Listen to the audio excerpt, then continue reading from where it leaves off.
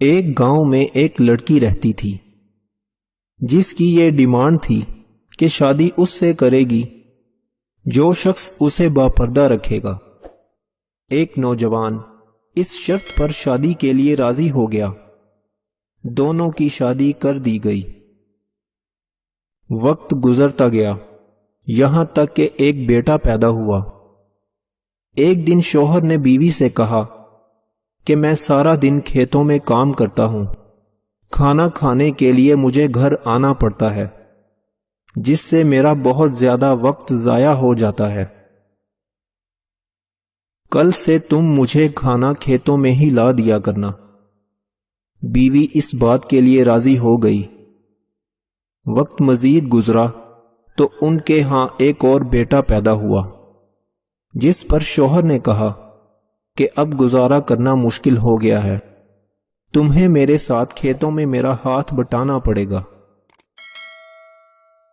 بیوی اس بات کے لیے بھی راضی ہو گئی، لیکن وہ دل سے خوش نہیں تھی، کیونکہ اب وہ بے پردگی تک پہنچ گئی تھی۔ تیسرے بیٹے کی پیدائش پر اس کا شوہر اسے مکمل بے پردگی تک لے آتا ہے۔ وقت گزر گیا اور اولاد بڑی ہو گئی۔ ایک دن یوں ہی بیٹھے شوہر ہنسنے لگا۔ بیوی نے پوچھا کیا بات ہے، کیوں ہنس رہے ہو؟ تو شوہر کہنے لگا کہ تو بہت پردہ کرتی تھی، آخر کار تیرا پردہ ختم ہو گیا۔ کیا فرق پڑا تجھے پردے سے؟ بے پردگی بھی تو ویسے ہی گزر رہی ہے۔ بیوی نے کہا کہ تم ساتھ والے کمرے میں چھپ کر بیٹھ جاؤ، میں تمہیں پردے اور بے پردگی کا فرق سمجھاتی ہوں۔ شوہر نے کہا ٹھیک ہے، اور وہ کمرے میں چھپ کر بیٹھ گیا۔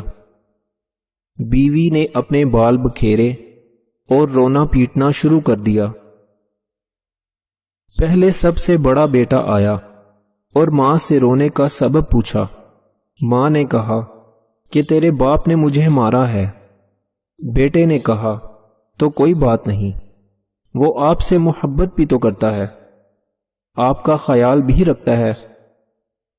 اس نے ماں کو سمجھایا اور چلا گیا۔ بیوی پھر سے رونے کی ایکٹنگ کرنے لگی اور دوسرے بیٹے کے آنے پر اسے بتانے لگی کہ تیرے باپ نے مجھے مارا ہے۔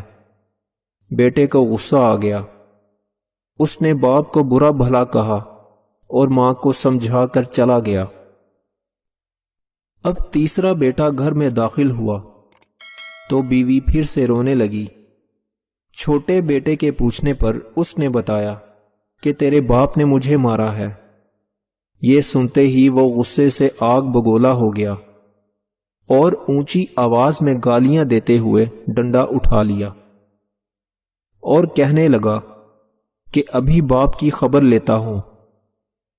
اتنی ہی دیر میں بیوی اٹھ کھڑی ہوئی اور اپنے شوہر کو آواز دے کر باہر بلایا، پھر کہنے لگی کہ میرا پہلا بیٹا پردے میں ہوا تھا، اس لیے اس نے تیرا پردہ رکھا، دوسرا نیم پردے کے زمانے میں پیدا ہوا، اس لیے اس نے تیری آدھی لاج رکھی، جبکہ تیسرا بیٹا جو مکمل بے پردگی میں پیدا ہوا تھا وہ مکمل طور پر تیری عزت کا پردہ اتارنے لگا۔ سبق یہ ہے کہ پردہ عورت کا فطری تقاضا ہے اور جو اللہ تعالی کی طرف سے حکم بھی ہے، جس کی بے شمار حکمتیں خالق ہی جانتا ہے۔ اور یہ دنیاوی قاعدہ بھی ہے کہ اگر آپ کسی گاڑی کو چلانے کے لیے اس کی ہدایت کے بغیر چلانا شروع کریں تو وہ یقیناً برباد ہو جائے گی۔ بات ہے تو کڑوی لیکن ہے سچی کہ ایک مرد کی غیرت کا اندازہ اس کی عورت کے لباس اور پردے سے لگایا جا سکتا ہے۔ خواہشات اپنی مرضی سے اٹھائے ہوئے بوجھ ہیں، اگر اپنی پرواز بلند رکھنی ہے تو بوجھ ہلکا رکھیں، سفر آسان ہو جائے گا۔ اگر دل دکھانے پر بھی کوئی شخص آپ سے شکایت نہ کرے تو اس شخص سے زیادہ محبت آپ سے کوئی نہیں کر سکتا۔ کتنی خوبصورت ہوتی ہے وہ محبت جو وقت کے ساتھ بدلتی نہیں ہے، ورنہ اظہار محبت کے کچھ وقت بعد محبتیں پھیکی پڑ جاتی ہیں، پھر انہیں ٹوٹی ہوئی جوتی کی طرح گھسیٹا جاتا ہے۔ آخری دن تک پہلے جیسی محبت ہی معجزہ ہوتی ہے۔ کہتے ہیں کہ بیوی کا غیر مناسب رویہ، بد زبانی اور شوہر کو اس کا مقام نہ دینا ہی شوہر کو جلد بوڑھا کر دیتا ہے۔ کوئی مکمل کسی دوسرے جیسا نہیں بن سکتا اور بدلنا ضروری بھی نہیں ہے۔ ایک دوسرے کو سمجھنا ضروری ہے، ایک دوسرے کا احترام ضروری ہے، محبت ضروری ہے، اور سب سے بڑھ کر اعتماد ضروری ہے۔ جس مرد کو سچی محبت ہوگی وہ اس عورت کا ساتھ کبھی نہیں چھوڑے گا تو مر جائے گا۔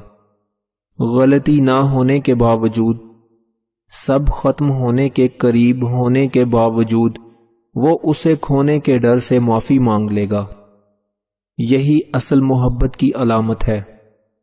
ایسا مرد ہیرا ہے اور ایسی عورت خوش نصیب ہے۔